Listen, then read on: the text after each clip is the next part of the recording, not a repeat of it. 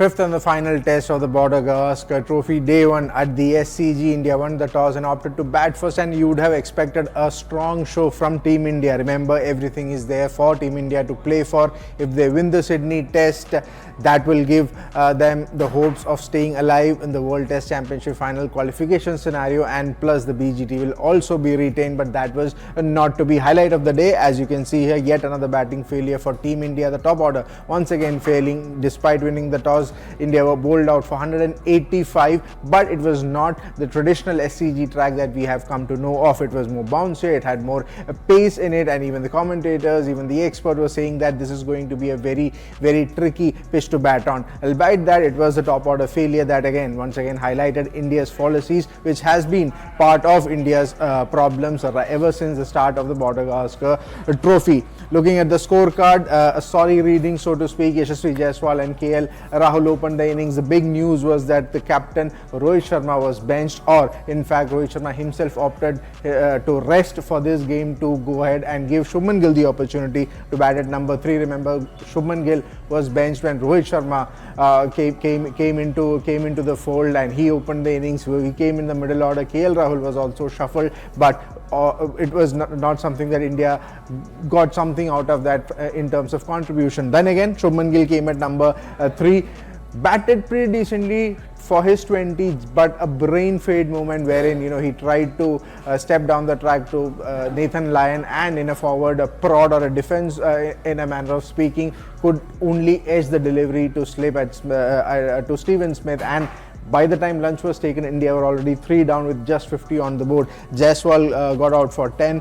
KL Rahul again was the first wicket to fall, playing one down the leg side for 4. After that, Virat Kohli and Rishabh Pant did try to build a partnership there, but once again Virat Kohli falling to that offside fifth stump trap again. Scott Boland bowling exceedingly well, and Virat Kohli just could not resist that temptation to go for the outside off delivery. In fact, this was a delivery which was just slightly back of length, kind of a good length back of length delivery, but Virat Kohli had to poke at it, and he went for 17. Rishabh Pant curtailed his temptations to play a counter-attacking innings. Remember, he has been receiving a lot of flack in the manner in which he got out in the Melbourne Test in both the innings. So clear hint here was that Pant was trying to occupy the crease, and as I said, it was a very, very difficult pitch to bat on as well. But then again, Rishabh Pant also went out trying to clear the boundary, trying to take on a Scott Boland, and got out for 40. After that, Nitish Kumar Reddy, the centurion from MCG, got out for a first ball duck. Ravindra Jadeja hung around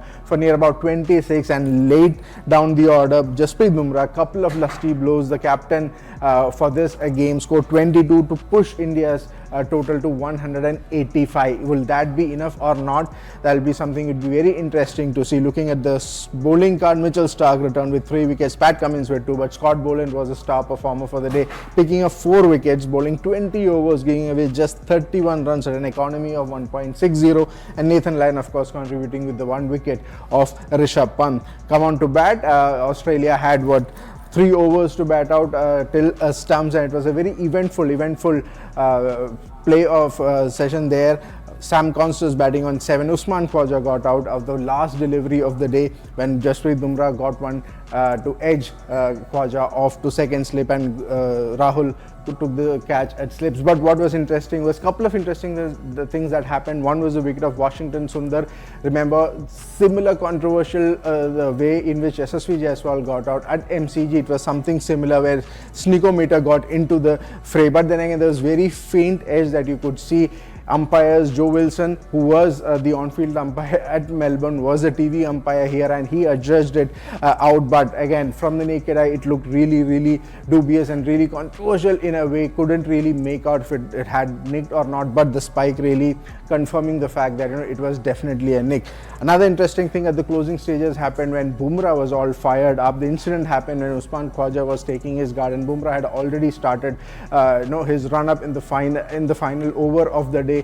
Khawaja stopped Bumrah. Bumrah was not pleased, but Sam Constance, then the young 19-year-old, tried to intervene and had a war of words with Jasprit Bumrah here. Remember, Constance was also in the thick of the things when Virat Kohli bumped into him. At that point in time, you could say it was unwarranted from Virat Kohli, but here Sam Constance did not really have to, go into and confront Jasprit Bumrah, but he in a way poked the bear, because the very next delivery, Jasprit Bumrah bowled a peach of a delivery to get Usman Khawaja out, and more interestingly was the celebration that Bumrah came up with. It was a fiery celebration, which in a way ended India's day pretty much, on the positive side, despite the fact that their batting failures once again highlighted the day. But Bumrah was fired up, and if it's a matter of the bowlers, Indian bowlers combining well with Bumrah, it could be very tricky day, two tricky batting session for Australia also, because as I said, it's a very spicy pitch. It has a lot of bounce, it has variable bounce as well, it is a bit nippy as well. If conditions are overcast, Indian bowlers would be a handful for the Australians as well. But to sum up day one, Indian batting failures once again coming to the fore, but Bumrah with the kind of spell that he bowled, that 302 overs that he bowled, it gives a slight hope for Team India that if they can bowl well, they could very well be in the game and not fall behind too much.